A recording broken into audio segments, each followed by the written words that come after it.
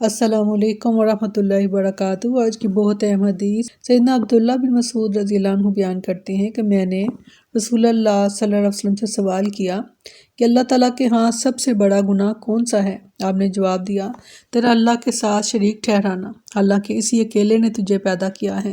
بخاری کی روایت ہے 4477۔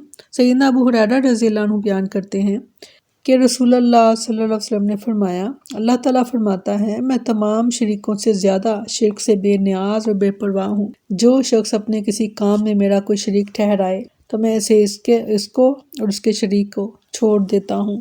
وہ ڈرا دینے والی روایات ہیں اور اس کو سمجھنے کی ہمیں اشد ضرورت ہے کہ شرک ہے کیا، شرک اصغر کیا ہے، شرک اکبر کیا ہے۔ اس کی ہمیں تعلیم ہونی چاہیے، پتہ ہونا چاہیے، بہت اہم چیز ہے یہ، اور نہ چاہتے ہوئے یا نہ جانتے ہوئے بھی شرک اکثر ہو جاتا ہے، جس کا کہ یہ قصور معاف ہی نہیں ہے۔